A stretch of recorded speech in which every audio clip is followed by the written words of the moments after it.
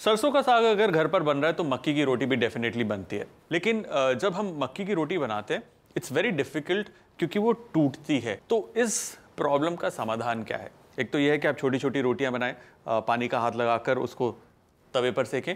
दूसरा तरीका है जो मेरी मॉम करती हैं, बहुत ही बारीक मूली घिसती हैं, उसका पानी निचोड़ के इस आटे के अंदर वो मिला देती है। जैसे वो आटा पकता है वो मूली को पकड़ लेता है और वो कसी हुई मूली एकदम जाल की तरह बन जाती है और पूरी की पूरी जो वो रोटी है उसको पकड़ कर रखती है। तो चलिए बनाते हैं मक्की की रोटी।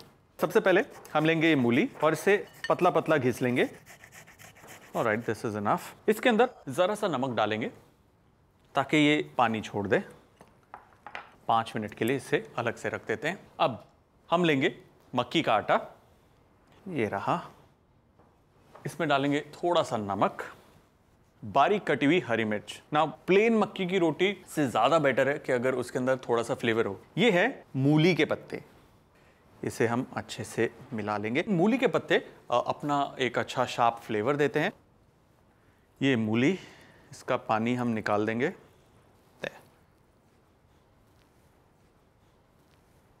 इसे खोल देंगे।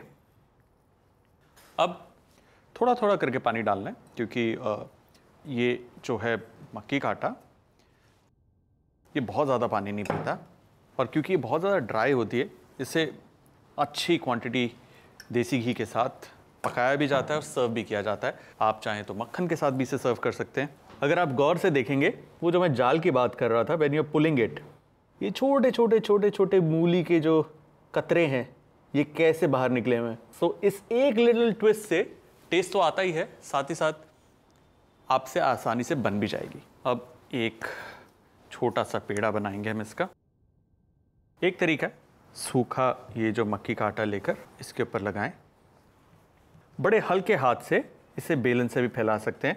डोंट वरी, ये अगर टोटल गोल नहीं निकल रहा दैट्स परफेक्टली फाइन क्योंकि एजेस इसकी थोड़ी सी क्रैकअप होंगी, दैट्स फाइन। अब हल्का पानी का हाथ थोड़ा सा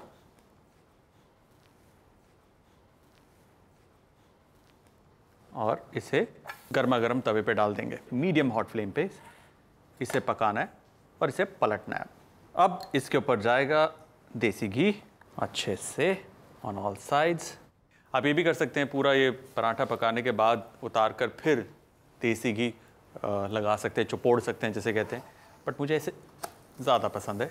ऐसे जब सिकता है देसी घी के अंदर, खुशबू आती है, जो धुआं निकल रहा है, मक्की की रोटी बनती है, पराठा ही बन जाता है यूं कह लो। Now it's the time to turn it. Make sure edges अच्छे से पक जाएं। ये तैयार है।